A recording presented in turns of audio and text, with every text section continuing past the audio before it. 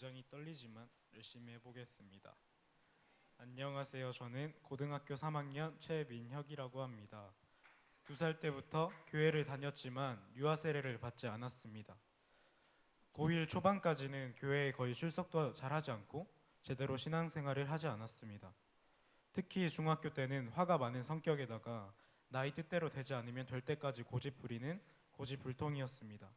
그러나 저는 죄도 없고 법도 잘 지킨다는 생각에 나는 착한 사람이야, 이 정도면 의인이지라는 자부심을 가지며 살았습니다. 그러던 중 중학교 3학년 후반부터 고1 초반까지 집안 상황과 친구 관계 등 좋지 않은 일들이 일어나면서 내가 이 세상에 살아야 하는 이유는 무엇인가라는 생각에 잠겼습니다. 그러나 어머니와 할머니는 힘든 상황 속에서도 기도를 하는 모습을 보면서 그렇게 기도해도 달라지는 것은 아무것도 없는데 하나님을 왜 믿는 거지라는 궁금증이 생기면서 교회에 나갈 수 있는 계기가 되었습니다.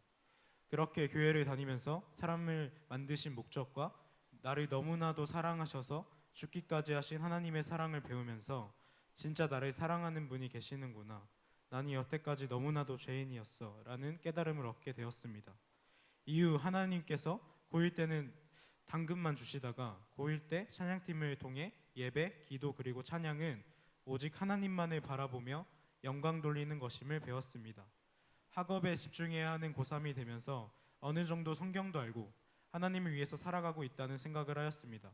그러나 꿈터 수요예배 시간에 정윤찬 전도사님께서 공부를 하는 목적이 무엇이냐, 삶을 살아가는 이유는 무엇이냐, 하나님을 위해서 하는 것이다, 돈 많고 하나님을 모르는 부자보다 하나님을 경외할 줄 아는 거지가 나은 것이다 라는 말씀을 하셨습니다.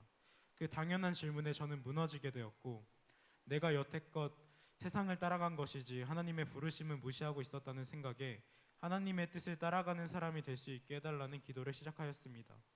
이후 세례를 받으라는 권유에 성령 세례만 있으면 굳이 물 세례는 필요 없다고 생각했지만, 목사님께서는 성령 세례가 혼인 신고라면 물 세례는 공식적인 자리에서 사람들에게 인정받는 결혼식과 같다는 비유와 예수님께서도 물 세례를 받으셨기 때문에 그만큼 중요하다는 사실을 알게 되었습니다. 또한 세례 교육을 통해 예수 그리스도와 복음을 위대하고 큰 축복임을 깨닫고 주기도문과 사도신경, 십계명 등 그 안에 담긴 의미를 다시 배우면서 전능하신 하나님을 느낄 수 있었습니다.